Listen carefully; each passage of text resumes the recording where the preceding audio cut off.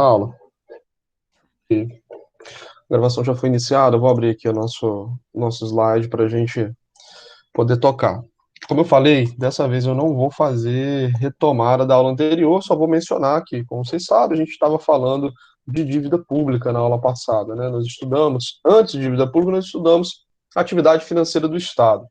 A atividade financeira do Estado, ela se baseia em formas de captar recursos para o caixa do Estado, das quais duas são as maiores responsáveis por recolher dinheiro aos cofres públicos, a dívida pública, que é mais simples, né? No primeiro momento, acho da gente entender, foi o nosso primeiro conteúdo. Agora nós vamos falar da tributação. Uma terceira forma de captação é a distribuição de dividendos das empresas estatais, mas como ela corresponde a um valor pequeno da arrecadação, quando a gente compara com a tributação e a dívida pública, a gente acaba não entrando nesse pormenor, tá? Então a gente vai falar de dívida pública. Deixa eu ver se vou projetar aqui, ver se para vocês está aparecendo. Me confirme se está. Acabei de dar o comando aqui. Está sim. Beleza. Deixar combinado aquela informação. Se ficar travando em algum momento para vocês, vocês me avisem, por favor, que às vezes demora para perceber, ou às vezes nem percebo, que eu estou na tela do slide aqui e não estou vendo a câmera travando. Pessoal, então a gente vai falar hoje de de tributação, e se der tempo a gente entra numa outra área, que é a área de política monetária e inflação, que até teve bastante dúvida na aula passada, eu acho, a respeito disso, e são tópicos específicos da nossa matéria, tá? Vamos iniciar aqui com o conceito de tributação. Esse conceito ele está inscrito no artigo 3º do Código Tributário Nacional, CTN, tá? Que diz o seguinte: o tributo é toda prestação pecuniária compulsória em moeda ou cujo valor nela se possa exprimir, que não constitua sanção de ato ilícito, instituída em lei e cobrada mediante atividade administrativa plenamente vinculada. Vamos tentar desmembrar esse conceito aqui. De forma geral, o tributo, para a área econômica, né, a tributação, o conceito de tributação não é tão importante. O que a gente precisa entender para a nossa matéria de economia é para que serve o tributo, de que forma ele é cobrado, tá? Qual é o efeito econômico que isso gera numa sociedade, mas aproveitando que a gente já está destrinchando esse conceito, vamos analisar ele aqui de forma detalhada.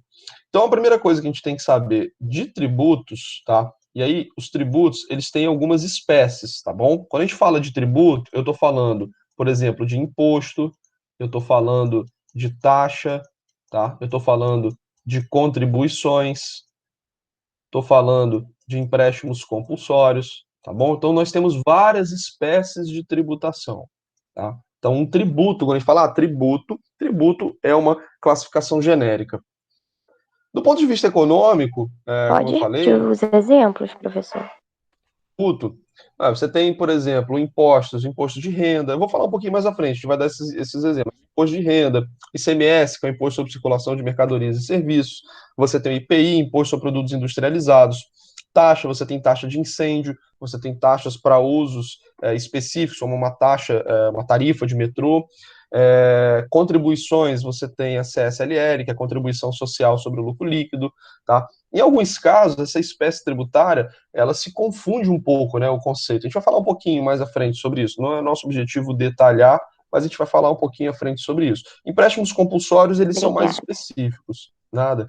Eles são utilizados para situações, a previsão, inclusive em lei, é para ser utilizado em situações de calamidade ou guerra, né? Então você tem o poder público ele pode instituir um empréstimo compulsório, empréstimo, não confisco, tá? Então empréstimo compulsório ele toma recursos da sociedade, ele vai pagar esses empréstimos, só que a sociedade não pode se eximir de entregar esse dinheiro ao setor público. Nunca foi usado no Brasil, pelo menos não me recordo no período nosso de Brasil recente, estou falando de algumas centenas de anos, mas não tenho certeza se em algum momento, bem lá para trás, essa figura foi utilizada, tá?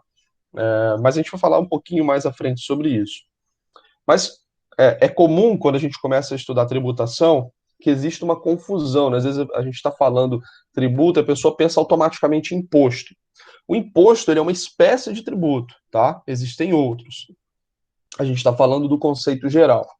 Então, o tributo, ele é uma prestação em dinheiro, né?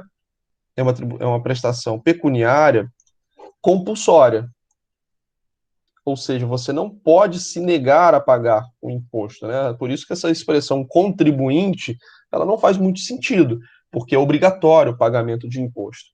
E esse pagamento de imposto, ele não pode ser feito em bens e serviços, ele é feito em moeda, né? Ou em um valor que se possa colocar em moeda. Ah, Igor, então se eu tiver devendo imposto e só tiver bens, a Receita não vai tomar meu bem porque ele é uma coisa corpórea, não é dinheiro. Não, ele vai tomar o seu bem porque o seu bem pode ser avaliado financeiramente. O que não vai haver é a instituição de uma tributação expressa em unidades, por exemplo, de sacos de arroz. Ah, o fato gerador de determinado tributo X e quem incidir nesse fato gerador vai pagar 10 sacas de arroz. Não, vai pagar um valor em dinheiro, tá? E mais à frente, caso essa pessoa não tenha o dinheiro para pagar, ela pode ter um bem tomado, desde que esse bem seja avaliado financeiramente e compatível com o valor da dívida, né? Então, por exemplo, você tem uma dívida com o fisco de 100 mil reais e você tem um imóvel de 300, você tem a execução do seu imóvel, você vai receber a diferença dos 200 mil. 100 mil vai ser para pagar o seu débito tributário, tá? Então, o imposto tributo, ele é sempre expresso em dinheiro, ok? E não em bens. Um outro ponto que a gente sabe, que a gente tem que saber sobre tributação, é que a tributação não é uma penalidade, tá? Então, a tributação, ela não é instituída como forma de punição. A punição pecuniária é a multa, que vocês vão estudar em direito penal, ou alguns estão estudando. Então, uma multa, quando você comete um crime, ela é uma prestação pecuniária compulsória que não tem o objetivo de levar dinheiro para o caixa do Estado, mas simplesmente te punir. Uma tributação não é punição, tá? O objetivo principal da instituição de um tributo é gerar. Eu tô sem meu painelzinho para escrever, pessoal, eu esqueci lá no escritório. Então tô escrevendo no mouse aqui, desculpa, fica pior ainda a letra. É gerar caixa, tá? Para o Estado. Então, o objetivo do tributo é gerar caixa, tá? O tributo ele é instituído para que o Estado brasileiro tenha dinheiro nas mais diversas instâncias, federal, municipal, estadual, tá? E Distrito Federal. Então, o objetivo do tributo não é punir ninguém, mas sim gerar caixa para o Estado. A punição é uma multa, né, que é um outro tipo de figura, e aí vocês vão estudar isso no direito penal.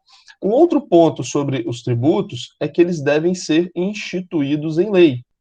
E essa talvez seja esse talvez seja o princípio mais antigo instituído quanto à tributação. Porque quando a gente pensa antigamente, né, muito antigamente, na época dos feudos, por exemplo, né, você tinha na época feudal, a maioria esmagadora da população não possuía propriedades, né? Os camponeses viviam em terras dos senhores feudais, os senhores feudais tinham absoluto controle sobre tudo que estava em suas terras, então mesmo que você tivesse um campo numa determinada região produzindo alimento, aquele senhor feudal poderia chegar lá e pegar o que ele quisesse, né, deixar você inclusive morrendo de fome, né. Ao longo do tempo, né, isso mediante diversos arranjos políticos, diversas revoltas, e conforme nós fomos caminhando para outros modelos de organização política, né? Depois, quando as sociedades se organizaram em reinos, principalmente, nós tivemos uma série de revoluções e discussões a respeito dessa possibilidade do soberano pegar bens da população, tá? E isso caminhou para um tipo de salvaguarda jurídica de que um rei não poderia tomar a propriedade dos cidadãos daquele reino, né? Um cidadão, na verdade, como se fosse um servo do reino, né?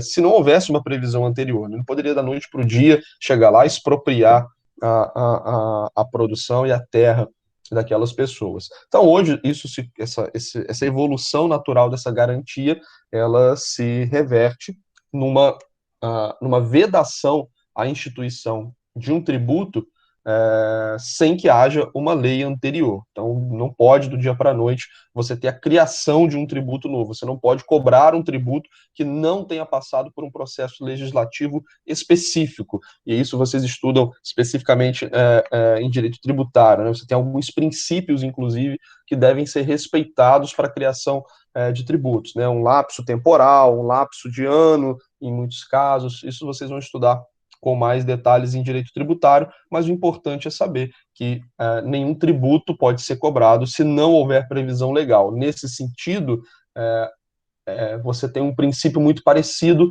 com o direito penal, né? Você não pode ter uma pena, né, por um crime que não estava previsto na legislação, tá? Então, da mesma forma, você não pode ter um tributo cobrado se ele não tiver inscrito na legislação, se ele não tiver inscrito num código cujo processo legislativo atendeu aos princípios tributários.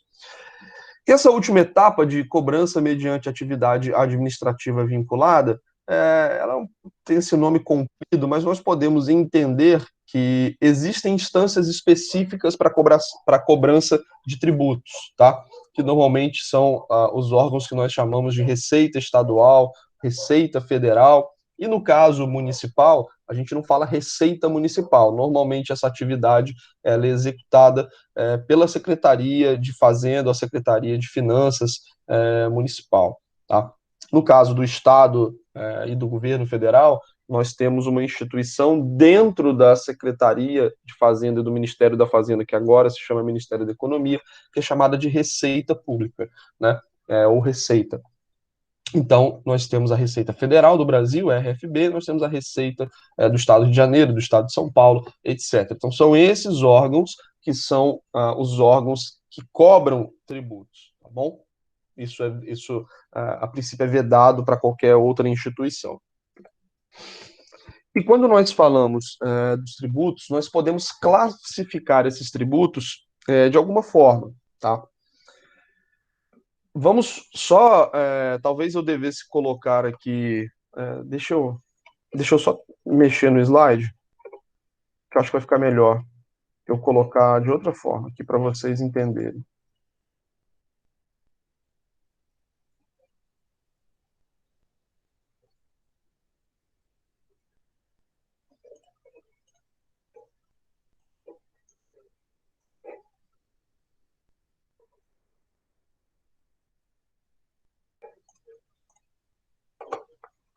E quando nós falamos de tributos, nós temos algumas classificações para esses tributos, tá?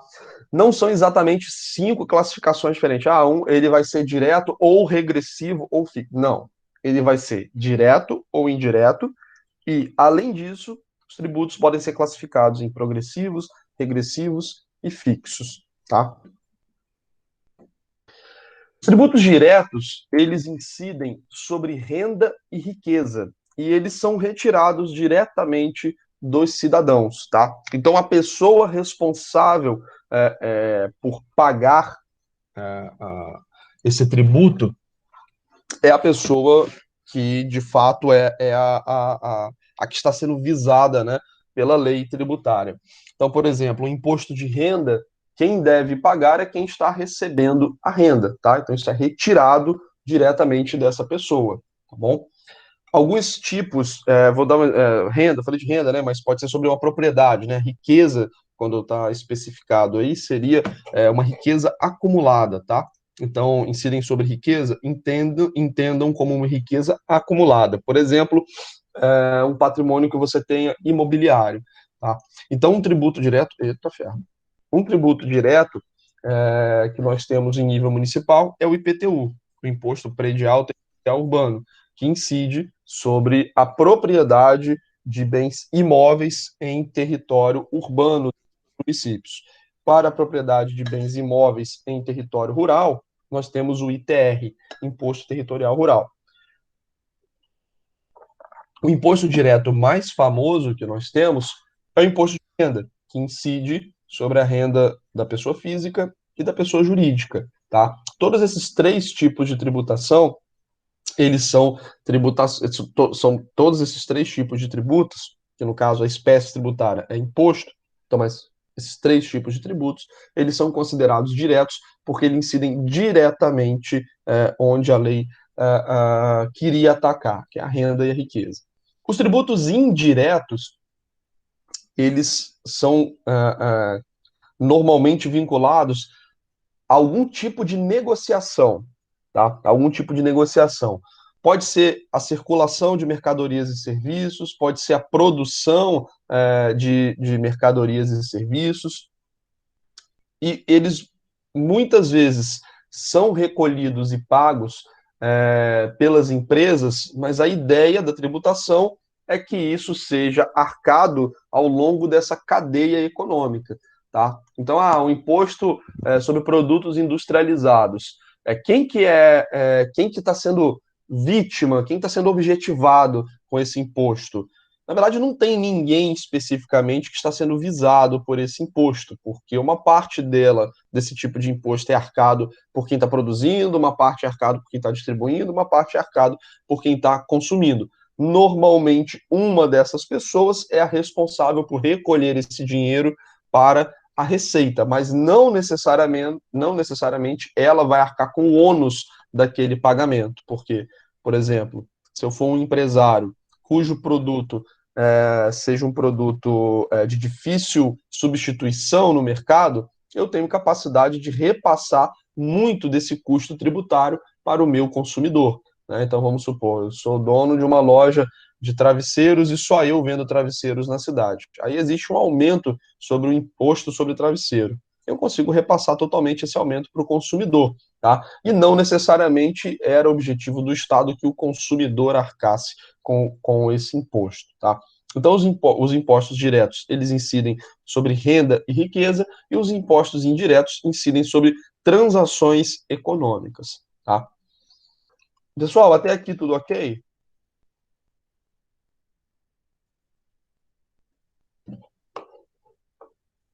Professor, você pode dar outro. Bom dia, desculpa. Você Bom pode dia. dar outro exemplo desse indireto, por favor?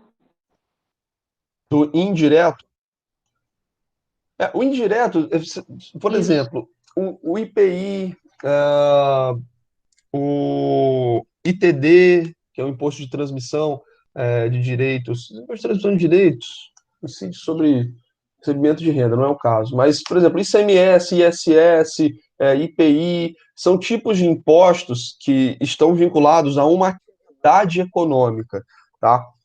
Não é especificamente uma atividade, mas a atividade econômica, que constitui a produção, ou negociação de bens e serviços, tá?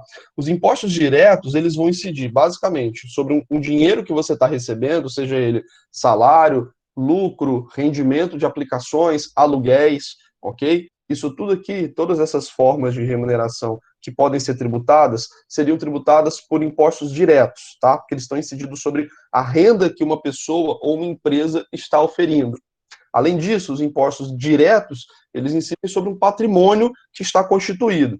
Talvez, Ana, para você conseguir entender, e para todo mundo conseguir entender quais são os impostos indiretos, é melhor gravar os diretos, tá? Porque o que não for imposto direto, ele vai ser indireto. E os diretos são aqueles que incidem sobre salários, faturamento, lucro, aluguéis, tá? Então, formas de remuneração que a pessoa jurídica ou a pessoa física recebem, todos eles são tributados de forma direta. E quando nós temos uma tributação sobre um patrimônio constituído, esse também é um imposto que nós chamamos de direto. Todos os outros impostos, não, perdão, um tributo que nós chamamos de direto. Todos os outros tributos, eles incidem sobre algum tipo de atividade econômica, seja a produção, seja a transação disso entre a transação que eu digo de deslocamento, tá? Dessa mercadoria ou desse serviço, ou sobre a negociação com o consumidor final. Eu acho que para gravar melhor quais são os tributos indiretos, talvez seja melhor gravar os diretos, lembrando que eles incidem sobre renda, qualquer que seja ela, e sobre riqueza. Por exemplo, quando você compra gasolina, A gasolina, ela sofre incidência de ICMS, mas ela não é uma renda, ela não é uma riqueza que você está constituindo, tá? Ela é uma negociação, é um bem que você está comprando naquele momento e está sendo vendido por outra pessoa.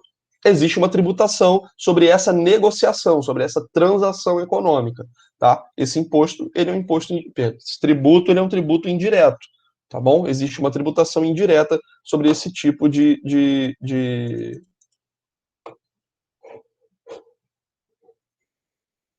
sobre esse tipo de negociação. Eu vi a mensagem de vocês. Deixa eu mandar esse arquivo 10 aqui, então, peraí.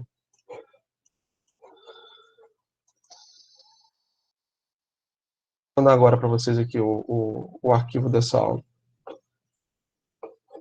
Eu não tinha mandado propositalmente porque eu preparei mais slides, talvez a gente não consiga trabalhar todos eles, mas eu mando para vocês aqui. Qualquer coisa vocês só lembrem que pode ter conteúdo que a gente vai repetir, que a gente vai ministrar na aula que vem, tá? Então, só um segundo. Ficou mais claro, Ana, a explicação?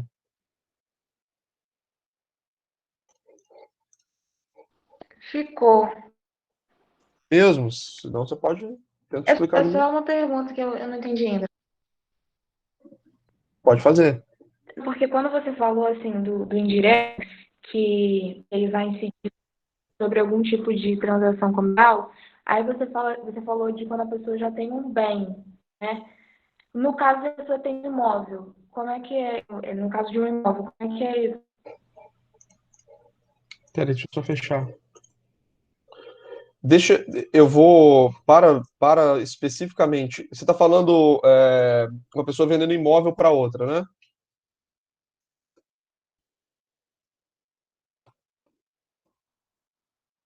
Pessoal, vocês estão me ouvindo bem? Está travando Não, vocês? tipo assim, eu tendo um imóvel.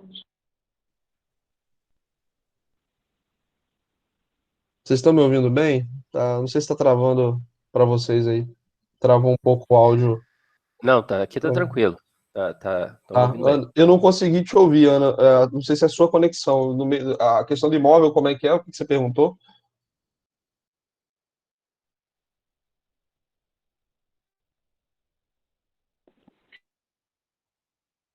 É porque quando você foi falar de indireto, você falou que quando a pessoa já tem bens formados. Aí, em questão de um imóvel, vamos supor, você tem muitos imóveis.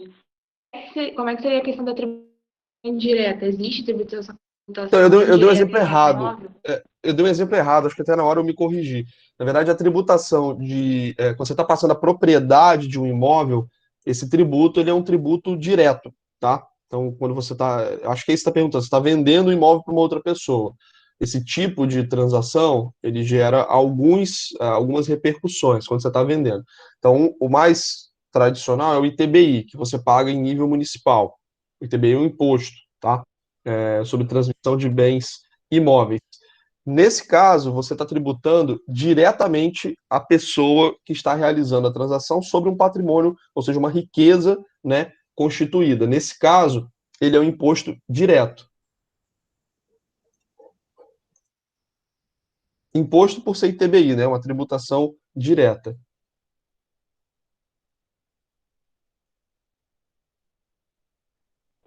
Entendi, obrigada. Tá?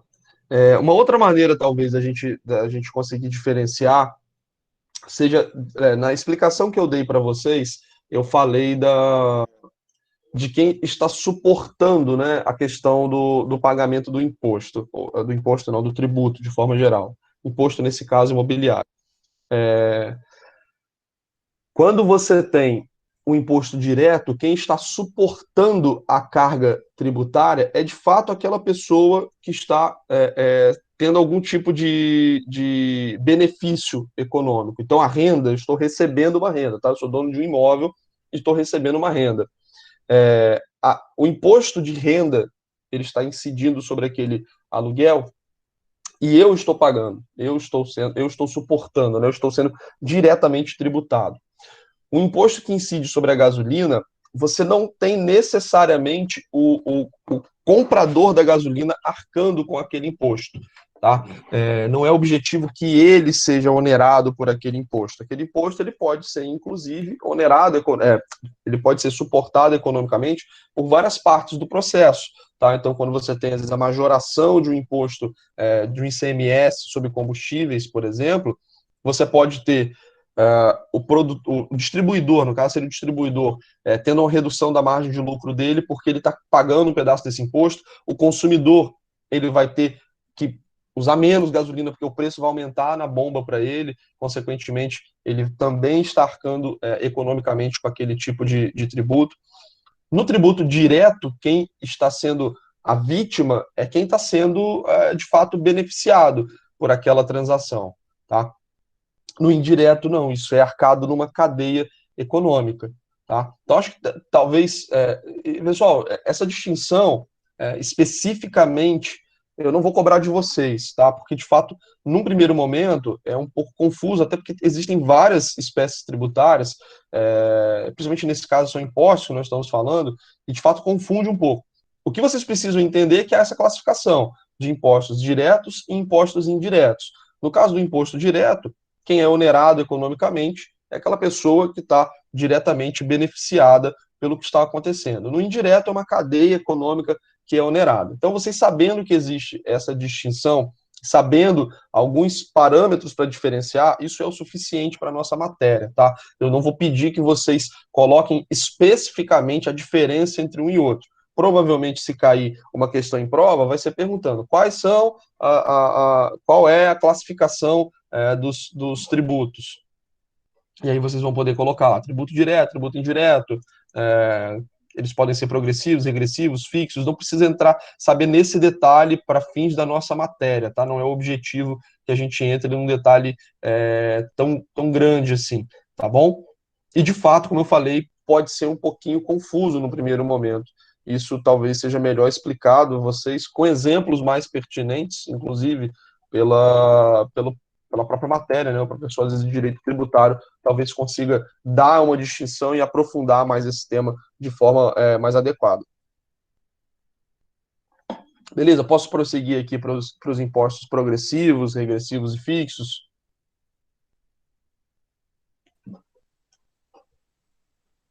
Bom, Beleza. vou continuar. O slide voltou aí para vocês, né? Voltou. Outras classificações dos tributos são as classificações que, nesse caso, de fato, tem um interesse econômico bem grande, tá? Um tributo ele pode ser progressivo, ele pode ser classificado de progressivo conforme a alíquota dele se torna maior conforme a renda ou o patrimônio que está sendo tributado, tá? Então, um imposto, ele é chamado de progressivo, um tributo de forma geral, ou uma contribuição, um tributo de forma geral, ele é chamado de progressivo se ele atende a esse critério de que quem pode mais, paga mais, tá? Ou seja, ele é mais justo socialmente. Uma tributação, um tributo, é chamado de regressivo quando acontece o contrário, quando ele acaba tendo um peso maior nas pessoas de menor renda, tá? Então, o peso dele é maior para quem recebe menos. E o tributo fixo é aquele cuja alíquota percentual é idêntica para qualquer pessoa. Então, vou dar um exemplo aqui, falando justamente desses que estão na tela. O imposto de renda, ele é pago de forma mais onerosa para quem recebe mais, tá? Então, se você recebe tantos reais, você paga 7,5. Se você recebe tanto, você paga 12,5. E quem recebe muito, paga 27,5, que hoje é a alíquota mais alta de imposto de renda. Então, ele é um imposto progressivo. Quem pode mais, paga mais. Do ponto de vista econômico, de uma distribuição mais justa, os impostos deveriam ser progressivos. Ou seja, você deveria ter impostos, a tributação, perdão, acabo falando imposto porque na área econômica a gente acaba usando o imposto como um substituto de tributação, tá? Mas não é adequado tecnicamente. Então, se eventualmente eu falar imposto e não corrigir, entendam às vezes como tributação. Eu estava querendo falar de tributação. Mas, de forma geral, o sistema tributário ele deve buscar ser progressivo. Ele deve buscar cobrar mais de quem tem maior capacidade financeira. tá? Então, o desejável economicamente é que um sistema tributário ele seja progressivo, porque ele acaba sendo mais eficiente. Um tipo de tributo regressivo é aquele que não enxerga essa capacidade econômica. E aí ele vai cobrar, ele acaba tendo, né, uma onerosidade maior para quem ganha menos. Por exemplo, vamos supor, eu não sei o número correto, mas vamos supor que você tenha na gasolina 50% de tributação, tá? Então vamos supor que você tenha na gasolina 50% de tributação, ok? Aliás, não vou nem falar gasolina, não. Vamos botar outro exemplo aqui. Vamos botar alimentos. Vamos botar aqui alimentos. Carne. Então vamos supor que a carne ela tenha 50% de tributação. Vamos imaginar uma família que tenha 4 membros, tá? Uma família que tenha 4 membros, cuja renda mensal seja de 30 mil. Então, a renda mensal de 30 mil. E uma família de 4 membros, cuja renda mensal seja de R$ 2.000. Embora a capacidade econômica permita pessoas de maior renda consumir mais, uma família de 4 pessoas que ganha 30 mil, ela não vai comer 15 vezes mais que uma família de 4 pessoas que ganha R$ 2.000. Tá? Então, por mais que você, com capacidade econômica mais folgada, consiga consumir mais alimentos, de forma geral, o nível de consumo ele vai ficar próximo de uma família de menor renda. Tá? Então você não consegue, se você tem a renda 10 vezes maior, você não consome 10 vezes mais alimentos que uma família, por exemplo, você não compra, só compra no supermercado, ela não vai ter 10 vezes mais alimentos do que uma família de menor renda. Consequentemente, suportar a carga tributária de 50% na carne para uma família de alta renda é muito mais fácil que para uma família de menor renda. Porque se essa família gastar, por exemplo, R$ 1.000 aqui de supermercado, vamos supor que ela compre desses R$ 1.000, R$ 500 de carne, ela está gastando R$ 250 de imposto. Tá? Ou seja, ela está gastando mais de 10% da renda dela pagando imposto sobre carne ou sobre alimentos em geral. Supondo que uma família de 30, que ganhe R$ 30.000, ela gaste com o supermercado, sei lá, R$ 2.000, o dobro, e que ela tenha R$ 1.000 de gasto com carne, ela está gastando R$ 500 com alimentação.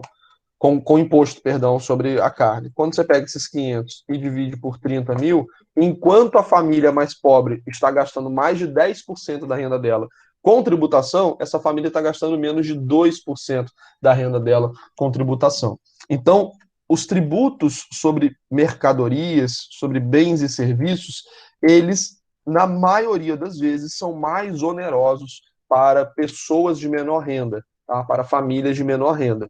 Então, um sistema tributário que seja baseado numa maior arrecadação por tributos indiretos, ele, de forma geral, vai causar um maior empobrecimento da população, porque a população de menor renda ela acaba arcando, né, com proporcionalmente mais tributos do que uma família de maior renda. Do ponto de vista econômico, hoje existe quase um consenso dentro da academia de que os tributos, além deles serem progressivos, eles deveriam privilegiar renda e patrimônio, tá? Porque você consegue calibrar melhor esses impostos, esses tributos progressivos. Então, uma coisa que nós deveríamos fazer aqui no Brasil seria, por exemplo, dentro de uma reforma tributária, tentar reduzir a incidência de tributos sobre mercadorias e serviços e aumentar a tributação sobre renda e patrimônio. Né? Então, proporcionalmente no Brasil, a gente tem muito imposto, muito tributo sobre bens e serviços e pouca tributação sobre renda e sobre patrimônio. Isso deveria ser ajustado para que a gente tivesse assim, um sistema mais eficiente e mais justo, tá? Os tributos fixos são aqueles cuja alíquota ela é constante. Não é que... Ei, Oi, alguém professor, fala? é igual nessa questão aí dos produtos, dos tributos sobre produtos, né, sobre bens, sobre serviços. Para sanar essa questão aí, tem que mudar o foco, né? Porque não há meios para continuar, porque de qualquer maneira vai dar essa disparidade, né? Porque De fato, a gente precisa ter uma alteração no nosso sistema tributário que privilegie, né, cobrança sobre formas de renda em alíquotas mais altas, né, para que a gente possa aliviar a cobrança sobre bens e serviços. Porém, renda e patrimônio, você tem uma dificuldade maior de cobrança de tributos, né? Você tem algumas estratégias tributárias que podem ser utilizadas para poder jogar essa renda para fora do país, constituir patrimônio fora do país, eventualmente algumas ferramentas que são utilizadas, que nós chamamos de elisão fiscal, né, que não é crime, é como se fosse um arranjo patrimonial que você buscasse menor tributação. Inclusive, por exemplo, na minha atividade principal, né, eu trabalho como assessor de investimentos, um dos principais pontos que eu tenho que analisar para um cliente são esses custos tributários, né, tentar organizar a carteira de investimentos de forma a minimizar esses custos tributários, tá? E os impostos que incidem, basicamente são impostos, né, que incidem sobre investimentos, eles são diretos, tá? Eles são diretos. Basicamente o imposto de renda que incide. Então você não consegue somente tributar renda e riqueza, porque você tem várias ferramentas, né? E em última instância a pessoa pode mandar o patrimônio dela para fora do país, né? Ou quando a alíquota é muito alta, você tem que considerar também o desencorajamento da atividade produtiva, porque quando a tributação ela está como é que eu vou falar, oculta dentro dos bens e serviços, isso também você consegue passar com maior facilidade aumento de tributos, inclusão de novos tributos. Quando a tributação é sobre renda e patrimônio, isso fica muito latente. Então, existe também uma dificuldade política que, de fato, tem amparo psicológico, né? Você tem o sentimento que você está perdendo dinheiro. Quando você está comprando, por exemplo, um arroz, comprando gasolina, carne, camisa, assim, o que você estiver comprando no comércio, você não tem essa percepção que você está pagando imposto, né? Você não faz essa distribuição mental. Então, simplesmente acabar com tributação sobre bens e serviços é impossível, mas no Brasil nós temos um problema de uma desproporção muito grande, né? A gente tem assim, bens e serviços amplamente tributados, enquanto a renda e o patrimônio eles são menos tributados que em outros países, né? Não é que a gente precise aumentar, às vezes, a carga tributária, mas distribuir ela de maneira mais eficiente, tá? Mas, como eu falei, não dá beleza. simplesmente para poder você abrir mão totalmente de um regime, de uma tributação sobre bens e serviços. O que pode ser feito é você modificar a maneira como essa tributação ela incide. Então, hoje, por exemplo, a maior parte dos economistas tem sobre o Brasil, a maior parte, consenso é difícil, mas a maior parte concorda com alguns pontos.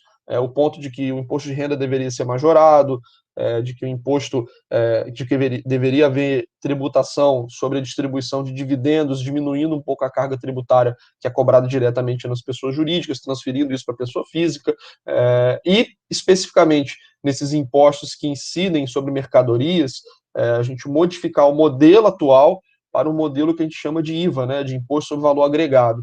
Ele é mais eficiente do ponto de vista econômico, ele é mais claro também para a população. Então, é muito comum quando a gente está fazendo uma compra internacional, por exemplo, eu estava vendo guitarra para comprar, um tempo atrás, no final de semana eu consegui comprar minha guitarra, mas cheguei a ver até no Paraguai.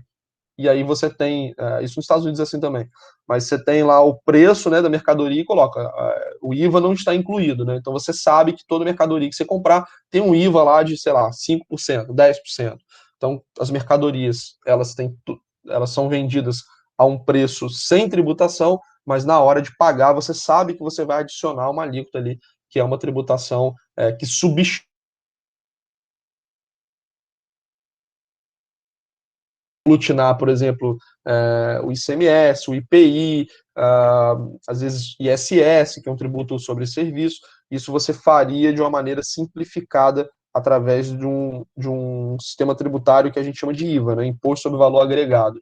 Ele, economicamente, é muito mais eficiente. Você tem clareza sobre a tributação, você evita tributar em cadeia, atividade produtiva.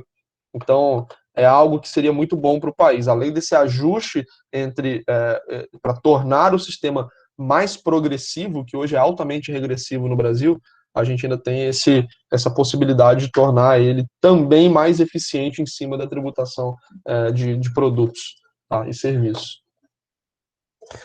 Pessoal, prosseguindo aqui, só um último ponto sobre tributos fixos. Tomar só o cuidado de tributo fixo, porque, por exemplo, ISS, tá? O ISS, se eu não me engano, no município, ele tem uma alíquota básica de 5%, tá?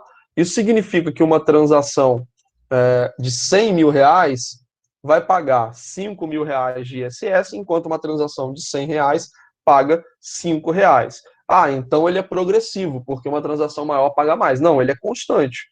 Tá? Ele é 5%. No caso do imposto de renda, por exemplo, é diferente. Se você ganha mais, a sua alíquota é maior. Então, a alíquota máxima é 27,5% e a alíquota mínima, se eu não me engano, é 7,5%. Então, quem ganha menos também paga proporcionalmente menos, tá? E quem ganha mais paga proporcionalmente mais. Aqui no ISS, essa alíquota ela é constante, tá?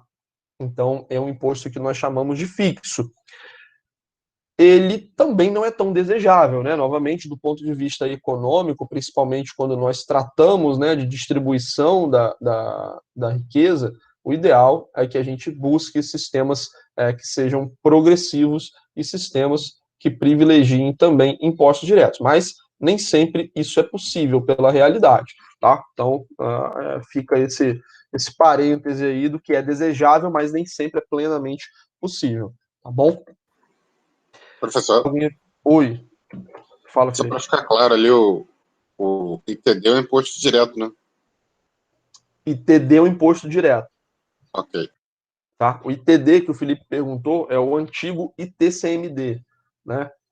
Que foi simplificado como ITD. Imposto sobre transmissão de direitos. Tá? Então, por exemplo, quando Não, você tem é uma... imposto sobre transmissão e doação.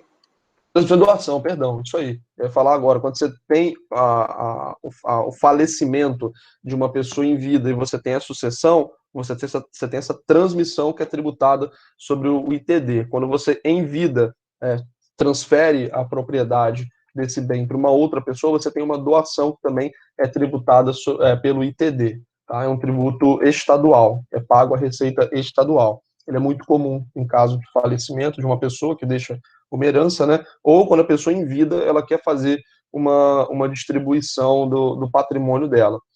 E esse é um aspecto, só uma questão mais prática, né? Não pertinente com a nossa matéria, mas o ITD é um dos tributos mais negligenciados, às vezes, pelas pessoas, né? Muita gente, tô com uma situação aqui familiar, que meu pai tem um imóvel, tem dois imóveis, e tem os irmãos que estão disputando, ele vai e quer fazer uma doação em vida. Você tem que considerar o custo desse ITD na sua transmissão, né? Não é de graça, essa doação não é de graça, né? O Estado, ele pega um pedaço desse patrimônio que está sendo transmitido, está sendo doado, tá?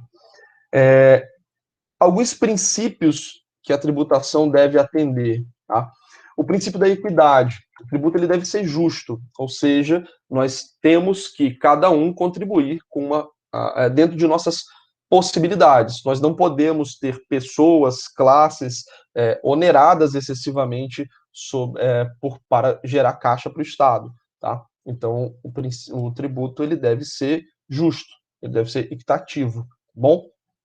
Além disso, como nós falamos, a tributação ela tem que ser progressiva. Então, ela deveria, né, desejável que ela seja progressiva. Isso tudo aqui do que é desejável, tá, pessoal? Apesar de haver previsão constitucional, você não pode, por exemplo, tentar extinguir um imposto que não seja progressivo, dizendo que existe previsão constitucional para que sobre a progressividade da tributação, tá bom? Então, isso é o que é desejável, apesar de estar inscrito em lei. É o que deve ser buscado através de um processo legislativo que crie ou modifique os tributos, tá? Então, o primeiro critério é o critério da equidade, o segundo critério é o critério da progressividade. Então, como nós falamos anteriormente, um tributo, ele deve buscar tomar mais dinheiro de quem tem maior capacidade financeira, tá? Neutralidade significa que, ao instituir um tributo, nós temos que considerar o impacto econômico desse tributo sobre uma atividade produtiva, uma atividade econômica. Todo tributo, ele de alguma forma distorce a atividade econômica, tá? Ele, quando é instituído ou retirado, ele distorce a atividade econômica. Quando nós temos a instituição, a inclusão de um tributo, né? Então, na instituição de um tributo, nós estamos onerando, de alguma forma, a atividade econômica, tá? Então, na instituição de um tributo, nós estamos onerando a atividade econômica. Isso significa que o preço, o custo daquilo que está sendo tributado, ele sobe, tá bom? Então, se eu crio, por exemplo, um imposto que incide sobre computadores, o preço dos computadores vai subir. Consequentemente, como nós aprendemos na lei da demanda, o que acontece quando o preço de um bem ou serviço ele sobe? Quando o preço de um bem ou serviço ele sobe, nós temos uma queda na quantidade demandada. Então, toda vez que a gente tem a instituição, a criação ou majoração de um imposto, nós temos um aumento de preços sobre aquilo que está sendo tributado e, consequentemente, nós temos uma queda na quantidade que é transacionada daquele bem, na quantidade que é negociada daquele bem, porque o preço ficou mais caro. Esse efeito que os tributos causam na atividade econômica é chamada de perda de peso morto, tá? Então, perda de peso morto. Está muito grande para eu escrever aqui, eu não vou cobrar esse conceito de vocês, só para vocês saberem. Então, nós temos que tomar cuidado com a tributação, porque o aumento de tributação, num primeiro momento, por um efeito mecânico, né, que nós conhecemos pela lei da demanda, ele vai causar a queda da atividade econômica. Então, toda vez que nós instituímos um tributo, toda vez que nós instituímos, por exemplo, um imposto sobre uma mercadoria, aquela mercadoria é menos comercializada porque ela fica mais cara. Não importa quem vai pagar, né, esse custo tributário, se é o consumidor, se é o produtor, ou se isso vai ser rateado entre os dois, mas, de alguma forma, aquela atividade econômica ela é afetada.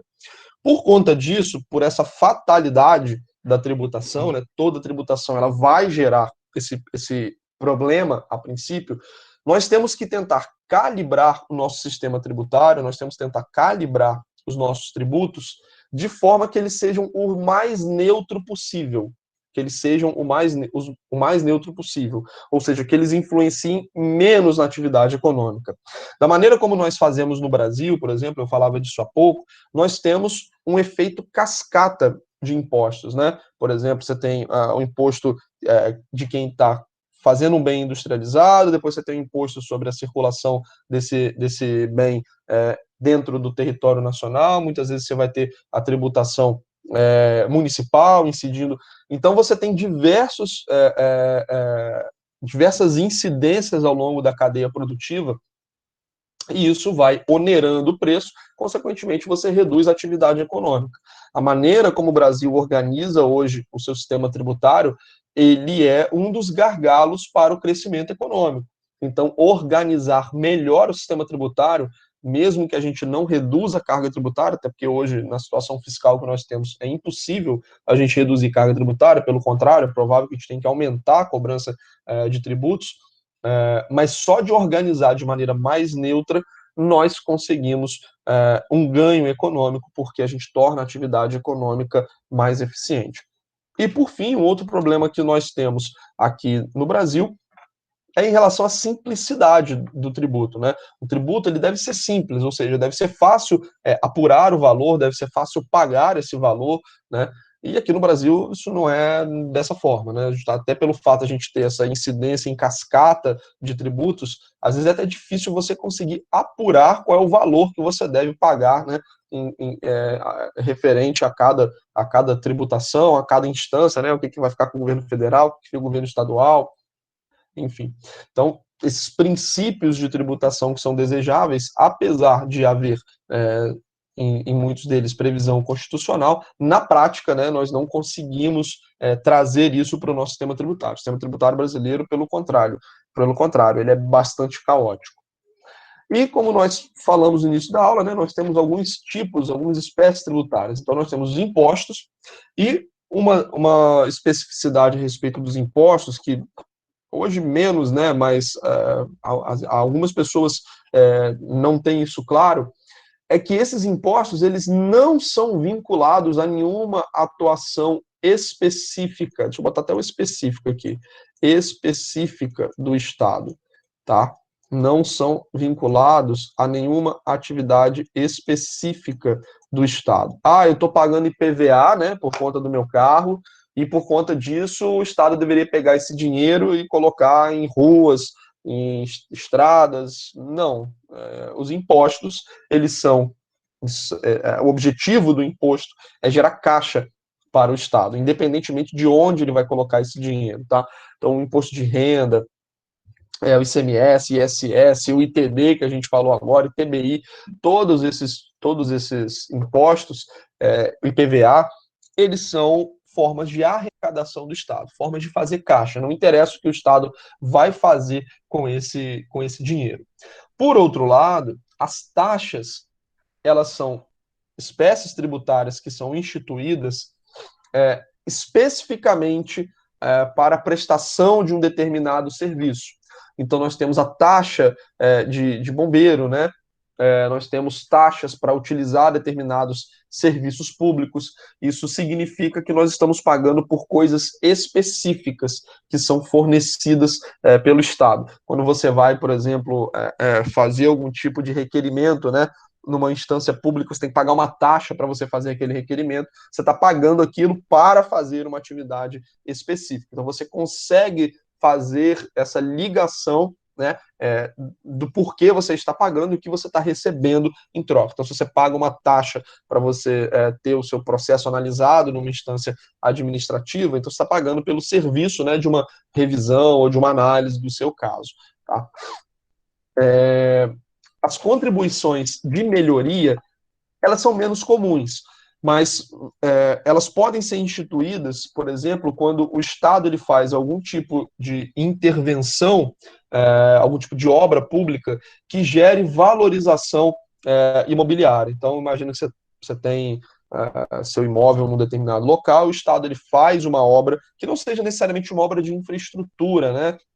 Mas algo que privilegiou a valorização do seu imóvel, né? Então ele escolheu a sua zona de moradia ali para fazer algum tipo de projeto urbanístico, enfim, alguma coisa que acabou gerando uma valorização imobiliária nos imóveis daquela região. Então ele pode instituir uma contribuição de melhoria, né? Então você está pagando pelo Estado uma parte da valorização que você recebeu, que você teve por conta de uma obra pública que outros lugares não receberam esse benefício.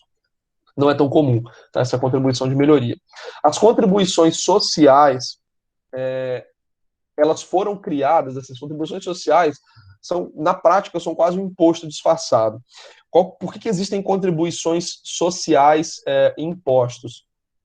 Basicamente, porque as contribuições sociais elas não são repartidas com os estados.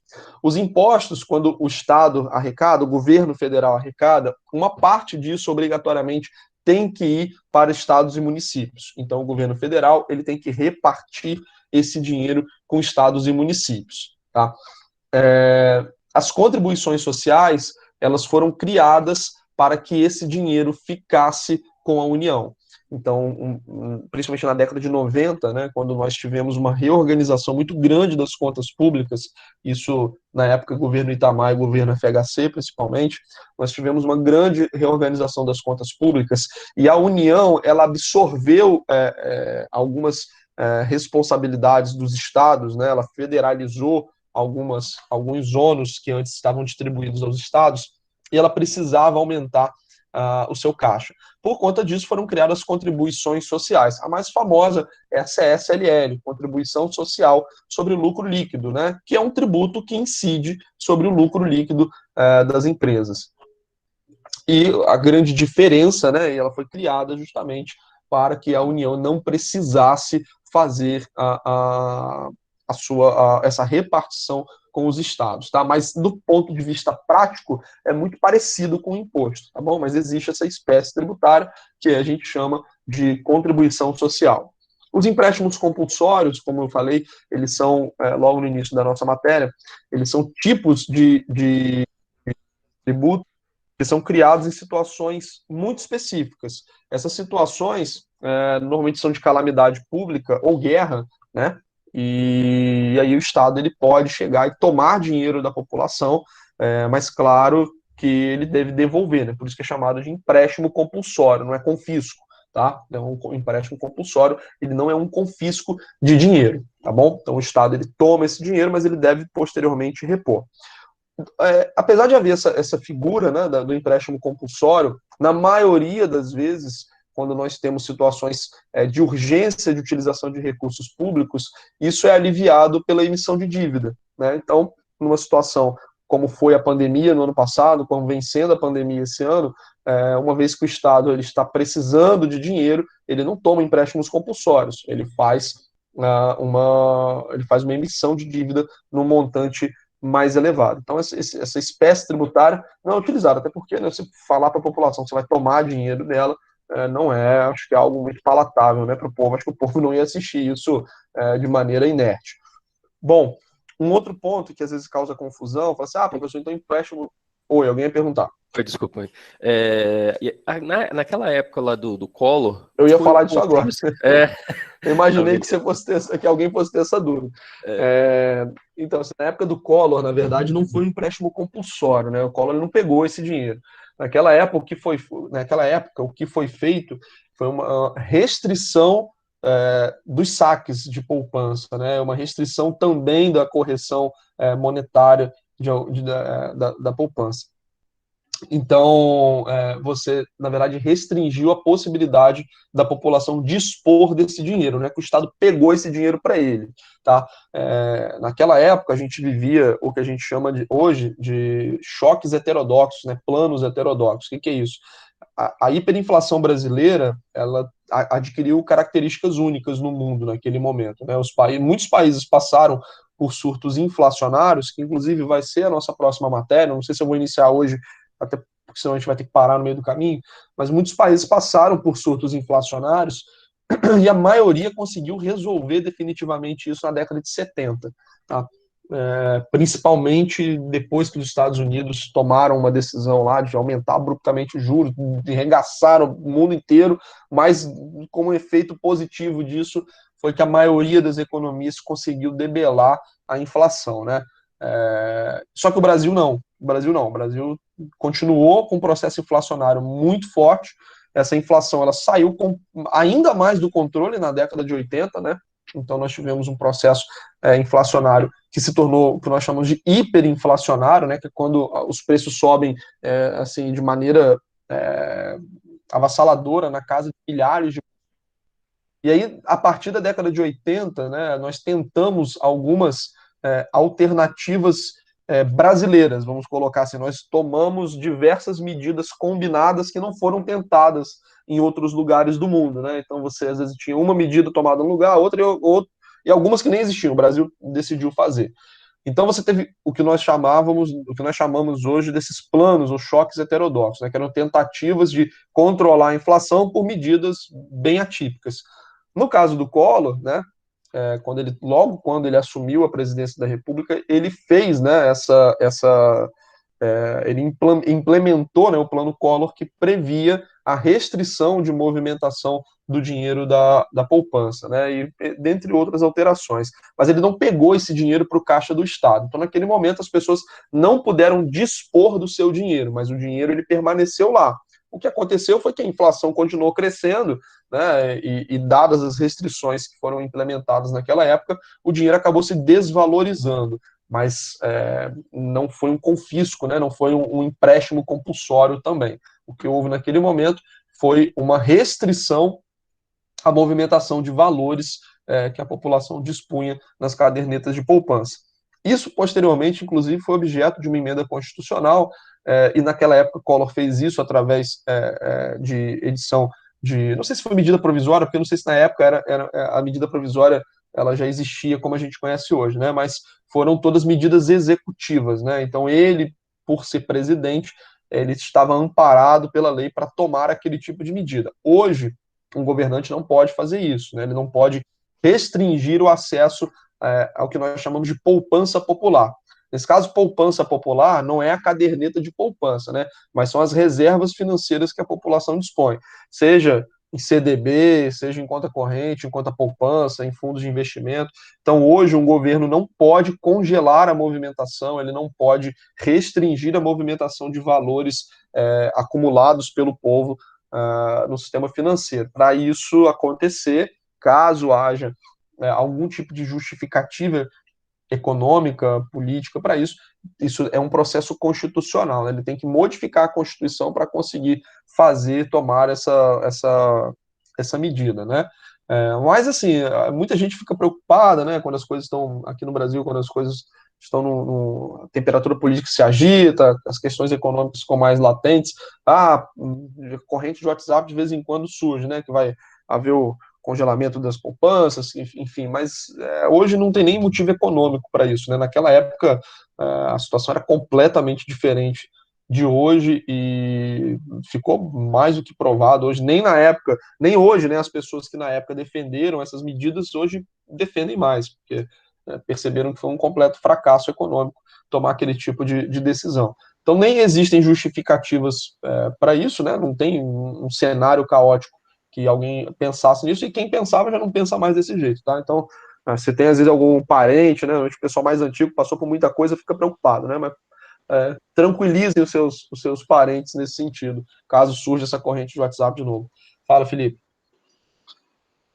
Professor, complementando aí, o Collor foi por medida provisória, só dependia do executivo, dependia só da canetada, mas foi editada uma emenda constitucional que hoje, para acontecer algo do tipo, tem que ter referendo popular. Foi editado em 2001, então é muito improvável que aconteça novamente. A pergunta é sobre o compulsório bancário. O compulsório bancário, a gente vai falar na próxima aula, que a gente vai falar de política monetária, tá? Compulsório bancário, ele tem esse nome, mas não tem nada a ver com empréstimo compulsório, tá? Que a gente analisa em tributação. Tá? O compulsório bancário ele é uma ferramenta de controle monetário, mas isso a gente vai falar rapidamente, eu não vou entrar em detalhe, porque a sistemática é um pouquinho complicada, né? Aí a gente gastaria, eu acho, um tempo precioso falando, mas eu vou falar do compulsório bancário na aula que vem. Mas o objetivo dessa instituição, dessa reserva compulsória, né, ela tem um objetivo meramente monetário, é controlar o nível de dinheiro que circula na economia, o nível de moeda, né? Isso a gente vai falar na próxima aula, né? O fato que nós chamamos de reservas fracionárias, a criação de moeda pelos bancos. Então isso a gente vai tratar na aula que fala de política monetária, mas não tem nada a ver com empréstimos compulsórios. É só o nome compulsório porque é obrigatório. Beleza. E por fim, a gente teve uma criação de uma espécie tributária, que foi a contribuição para a iluminação pública, que criou, né, uma espécie tributária nova, né, perdida, né, contribuição para a iluminação pública. Mas foi criada através de emenda constitucional em 2002, e os municípios e o Distrito Federal podem instituir essa contribuição para custear o serviço de iluminação pública. A gente tem aqui em Campos, né, essa contribuição para a iluminação pública, que não era cobrada na época do governo Rosinha, Na época, a gente tinha, como todos sabem, um recebimento de royalties em magnitude absurda, né, quando a gente compara com o que a gente recebe hoje. Então, havia muito dinheiro no caixa do município, o município ele não cobrava essa contribuição pela iluminação pública especificamente. Então, isso era custeado através dos recebimentos que o município possuía. A partir do momento que a gente teve aquela queda de arrecadação municipal, a gente teve essa instituição da contribuição sobre iluminação pública, e na época gerou muita polêmica e tal, mas é uma espécie tributária já aprovada há algum tempo, tá?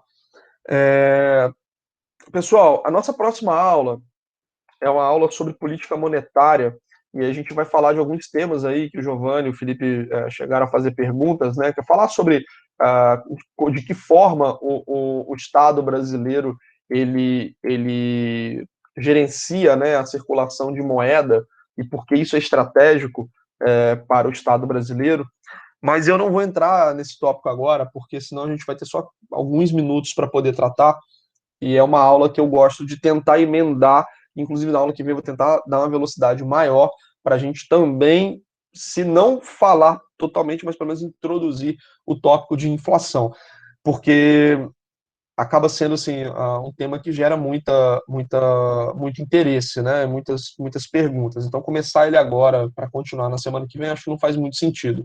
Eu mandei para vocês já o slide dessa aula, então vocês já fiquem sabendo que na aula que vem eu vou modificar para colocar a aula 11, mas na aula que vem a gente vai continuar com o material que já está aqui dentro dos nossos slides, tá? Encaminhei para vocês alguns vídeos sobre o tema de dívida pública e vou encaminhar também alguns vídeos sobre o tema de tributação, porque como ambas são formas de arrecadação do Estado, muitas vezes elas são tratadas no mesmo contexto, tá? Então, às vezes num vídeo sobre tributação faz-se referência à dívida pública, no vídeo sobre dívida pública faz-se referência à tributação. Então, acho que é interessante vocês também verem esses vídeos em conjunto, tá bom?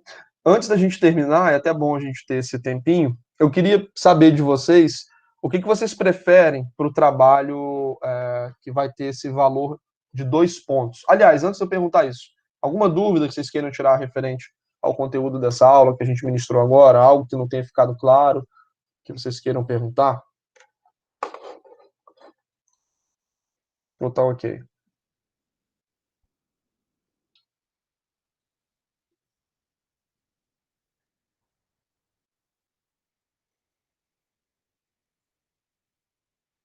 Calma a conexão ou ninguém respondeu?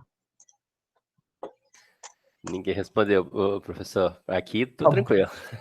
Tá bom. Deixa eu perguntar para você. Pode repetir a pergunta, professor? Se alguém teve alguma dúvida, é porque eu vou entrar no outro assunto, eu queria saber se alguém ficou com alguma dúvida em relação a esse conteúdo que eu acabei de... Aqui termina Tá tranquilo, professor. Tá. Tranquilo também. Beleza. Deixa eu perguntar para vocês, já que não tem, se alguém tiver dúvida, levanta a mão aí que eu respondo. Mas, deixa eu perguntar para vocês a respeito do nosso trabalho, que vai ter peso 2, tá? O que vocês preferem? Um trabalho individual por escrito, um trabalho em dupla por escrito ou um trabalho em grupo para apresentação online na nossa aula? O que vocês Em acham? dupla por escrito. Eu prefiro individual. Em grupo online. Complicou. Vocês todos ficam no mesmo grupo de WhatsApp da turma ou tem vários grupos? Mesmo grupo. Individual, dupla. Ih, cara, tá difícil. Democracia tem esses problemas.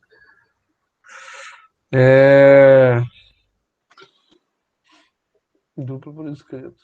Dupla. Sei lá. Então, achei que fosse ter um consenso na turma. Bom, pessoal, então vou fazer o seguinte. Então, na ausência aí de um consenso, vou... Vai usar o seu poder moderador. Exatamente, vou usar o poder do príncipe maquiavélico aqui e vou definir o que a gente faz. Eu comunico para vocês, então, na próxima aula. Qual que é a minha ideia, tá? A gente vai estudar esses temas que eu falei, que a gente já falou, inclusive. Tributação, falamos sobre dívida pública, sobre política monetária Deixa eu só lembrar o que tem. Deixa eu só olhar na ementa aqui o que tem depois de política monetária. Acho que a gente passa para outro.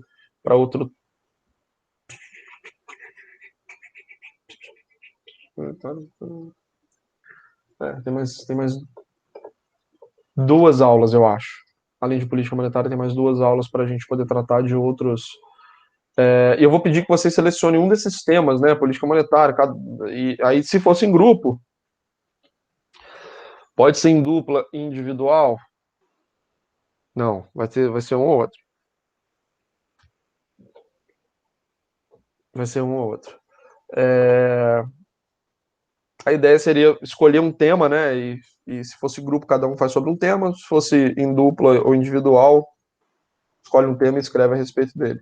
Bom, pessoal, então não estamos a um consenso aqui. Talvez realmente não tenha muita alternativa a não ser individual, já que também tem essa questão das turmas. Mas eu vou comunicar a vocês. Porque pro pessoal da adaptação fica mais difícil, a gente não conhece ninguém direito da turma.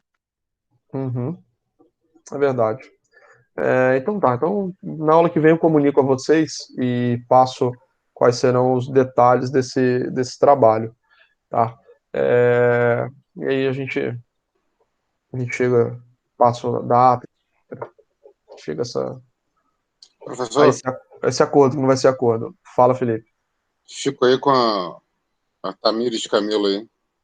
Se você der um trabalho em duplo ou individual, ou se você abrir uma exceção para o meu grupo, para o grupo de adaptação, temos já 4 pessoas prontas para apresentar qualquer tema que já foi mencionado em aula, inclusive as suas opções aí não liberais e apresentá-los também, se você quiser.